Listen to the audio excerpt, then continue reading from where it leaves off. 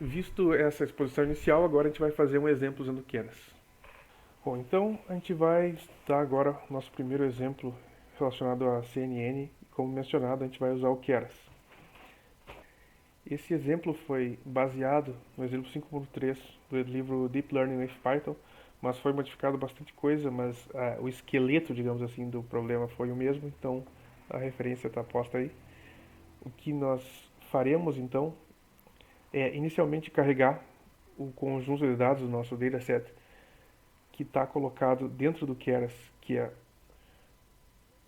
o chamado MNIST, que é um conjunto de dados de escritas de números manuais, ou seja, se coleta informação de várias pessoas escrevendo 0, 1, 2, 3, 4, 5, 6, 7, 8, 9 e se faz um pré-processamento para que eles fiquem mais facilmente interpretáveis, mas de toda forma, com essas imagens que são de tamanho 28 por 28 pixels, a gente tem o nosso dataset de entrada. Então, o pré-processamento que existe já realizado no do dataset ministro, que é fornecido assim, é os dígitos já centralizados e com tamanho normalizado. Dessa forma, o processamento dessas informações fica facilitado. Bom, então aqui nós temos a coleta, a passagem das informações que estão dentro dessa variável data para treino e teste, tanto no x e no y. Então, colocarei um ipdb.setTrace aqui para que a gente analise o que está colocado nesses valores, desses campos. Ok. Então, vamos ver o tamanho que estão nossos dados. E quando a gente passou o treino,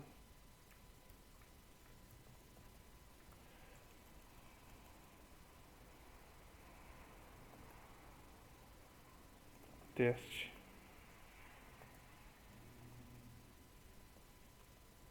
aqui a gente pode analisar o tamanho do nosso conjunto de dados como um todo.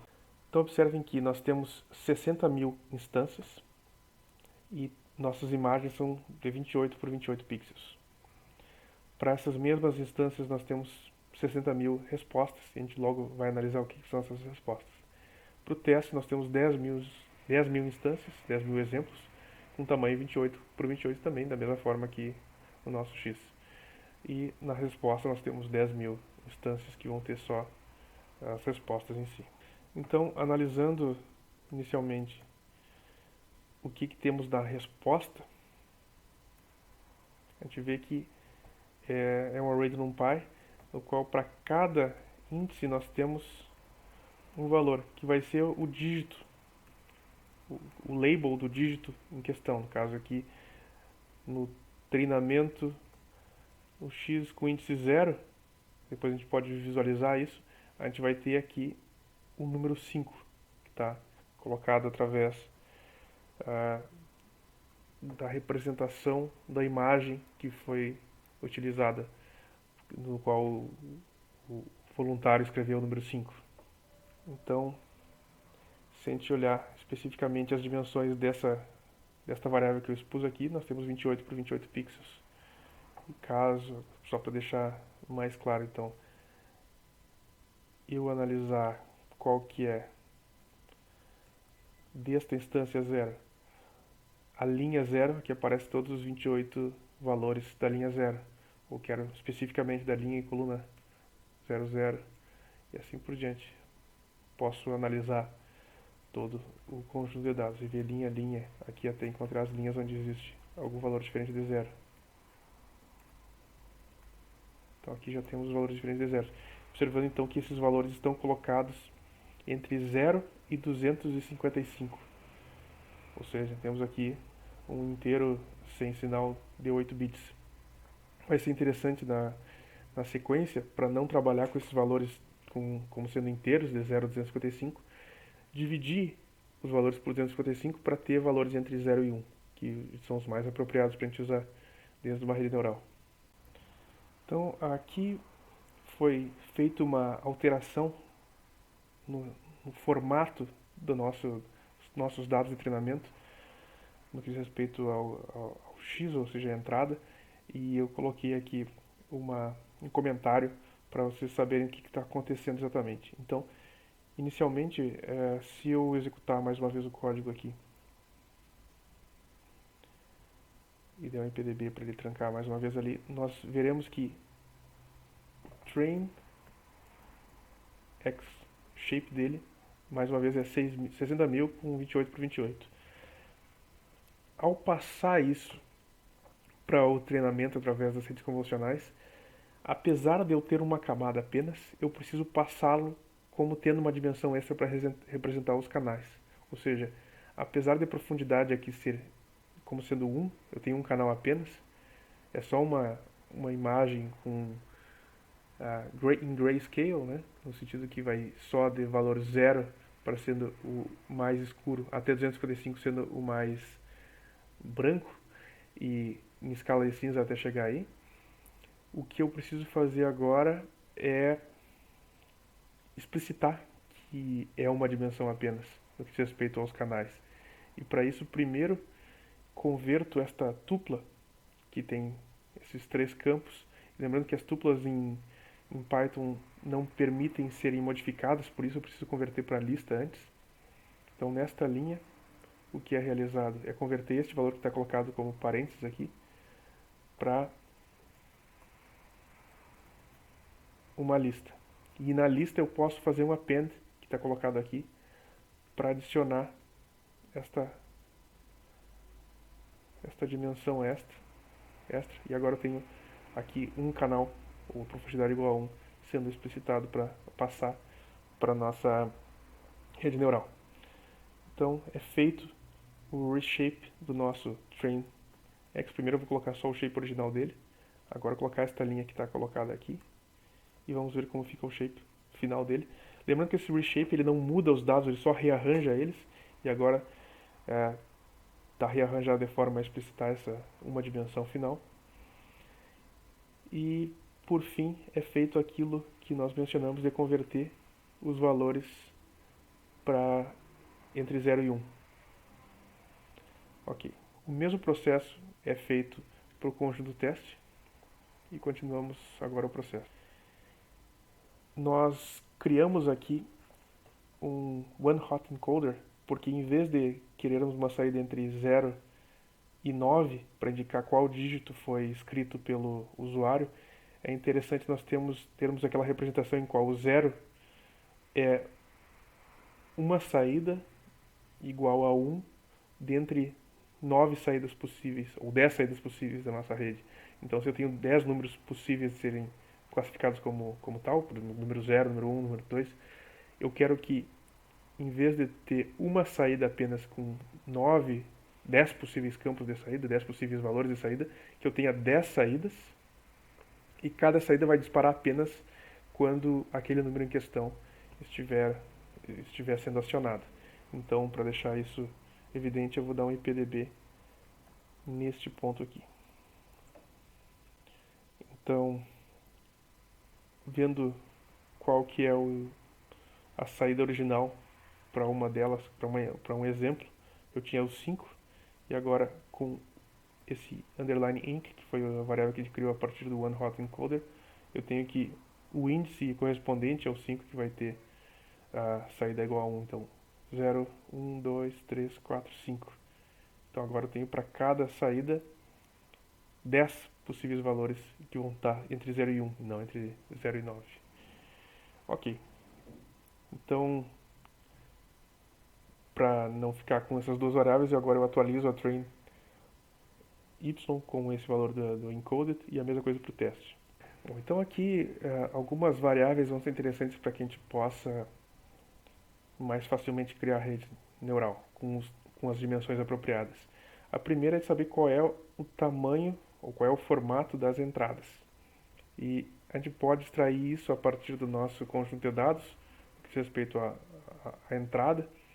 E a única coisa que tem que ser removida é o índice que diz respeito ao número de instâncias. Então, se vocês lembrarem, eu tinha 60.000 instâncias e o resto era 28 por 28 por 1. Se eu colocar na chamada aqui desse array do NumPy 2 pontos, eu pego todo o meu array, exceto o índice 0. E com isso eu removo os 60.000 e consigo nessa variável ter o meu input shape. A mesma coisa para saídas. Eu posso, analisando, no caso a saída vai ter 60 mil instâncias também e o tamanho 10, por causa do nosso One Hot Encoder.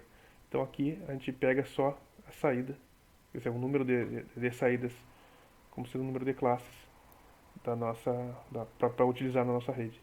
E aqui uma variável que a gente vai usar, que é o nosso campo de recepção. O batch size e o número de épocas é o que vocês já viram anteriormente em outros casos, o nosso tamanho do lote, nosso número de épocas durante a execução da rede. E aqui, de fato, está a criação da rede. Primeiro, antes desse comentário colocado aqui, a gente tem as camadas convolucionais e de Pooling. Então, primeiro a gente cria um modelo sequencial, como vocês já fizeram na aula passada usando Keras. Aqui cria uma camada convolucional, uma camada de Pooling, uma camada convolucional, uma camada de Pooling, uma camada convolucional. É passado para cada uma dessas camadas o número de filtros que estão sendo criados. Então aqui tem 32 filtros, o que vai resultar em 32 imagens na saída. A dimensão da janela que a gente está utilizando é K por K, ou seja, o nosso campo de recepção. A função de ativação que a gente está usando é ReLU. E como a gente está trabalhando aqui com a primeira camada, a gente precisa também passar o input shape, que é a própria variável que a gente criou inicialmente aqui, baseado nos nossos dados de entrada. Depois é passado para uma camada de Pooling, que vai ter o stride 2x2, ou janela 2x2. E aqui uma camada convolucional com 64 elementos. Eu estou usando aqui o número de elementos, o número de filtros idêntico ao que foi mostrado para vocês na referência de onde que eu tirei esse exemplo, pelo menos no que diz respeito ao esqueleto dele. Mais uma vez uma camada de Pooling e por fim mais uma camada convolucional aqui antes de passar para a parte de camadas completamente conectadas. Então este layers.flatten faz justamente a conversão dessas camadas, dessa região que a gente está trabalhando com camadas convolucionais, para essa região no qual a gente vai trabalhar com camadas totalmente conectadas. Então aqui a gente tem na primeira camada totalmente conectadas 64 neurônios, utilizando mais uma vez a função de ativação ReLU. E por fim, na saída, a gente tem um número de classes que foi copiado aqui de cima, que foi buscado aqui de cima a partir do nosso conjunto de treinamento, no que diz respeito às saídas. E a ativação softmax, que vocês já viram que é apropriada para o caso de problemas de classificação. Então, o resto é que vocês já viram em exemplos anteriores. Primeiro a gente compila o modelo com o que a gente vai usar como função custo, com o que a gente vai usar como otimizador, e aqui essa métrica é só para ele mostrar os resultados ao longo das iterações. Fazemos o fit usando o número de épocas e o batch size pré-determinado. Aqui é mostrado um sumário do modelo e por fim a gente mostra os resultados obtidos. Então eu vou executar agora o caso completo, quer dizer, o exemplo completo, e vamos aguardar as 5 épocas para realizar o treinamento e observar qual que é o desempenho dele. E aqui está colocado o desempenho ao longo das épocas. Observem que já na primeira época está atingindo um desempenho de 93% agora no conjunto de treinamento. Eu vou pausar a gravação e continuar apenas depois que o treinamento inteiro ocorrer. Então aqui nós temos o resultado já final depois das 5 épocas, 99,27% de desempenho no que diz respeito à exatidão das classes de saída. Aqui é feito uma demonstração de quais são os tamanhos, o formato na saída de cada um dos layers. Então observem que a profundidade na saída de uma camada convolucional, que está relacionada ao número de imagens que está sendo gerada na saída, é proporcional, é diretamente relacionado, é o próprio valor do número de neurônios que a gente colocou nessa camada, no caso neurônios deslizantes no sentido que é o filtro em si, não um neurônio especificamente numa região. Quando a gente passa pelo Pooling, a gente divide por 2 esse valor, no que diz respeito à dimensão da imagem, mas mantém o tamanho o número de imagens ou o número de mapas de features. Aqui vocês observam que não existe nenhum parâmetro a ser treinado ou nenhum parâmetro é determinado, porque o polo em si não envolve treinamento, ele só é fazer aquela operação de Emacs dentro de uma região pré-determinada. Quando passamos agora para um outro neurônio que tem. Observem que, antes de continuar a análise, observem que aqui eu perdi duas dimensões em cada um dos eixos, porque não está sendo usado padding. Então, perco na esquerda e perco na direita, digamos aqui para o eixo X, e para o eixo Y perco em cima e perco embaixo, então fica com 11. Agora, aqui abaixo, mais uma vez, é feito o max pooling, que vai diminuir essas dimensões, mantendo o número de mapa de features. E por fim é feito mais uma convolução. E observem este passo aqui, onde a gente troca dessa saída convolucional para posteriormente ser utilizado por uma rede completamente conectada, por camadas completamente conectadas. Então, por mais que aqui nós tínhamos 3x3, imagens por 3x3 e 64 imagens, quando a gente passa para uma rede completamente conectada, a gente precisa converter isso para algo que seja utilizável diretamente, não em imagens separadas e nem ah, em uma distribuição espacial específica. A gente quer que seja tudo um vetor apenas de atributos. Por isso, aqui a gente converte tudo para 576, quer dizer, é só a conversão de tudo isso para um vetor apenas. E por fim, é feito para cada camada da nossa rede. Aqui temos uma rede com 64 saídas, com 64 neurônios, então vai ter 64 saídas. E por fim, na Softmax, as 10 saídas que dizem respeito diretamente às nossas classes. Então, observem que o desempenho dessa rede não foi apenas bom para nosso conjunto de treinamento, mas também para o nosso conjunto teste, 99% de exatidão.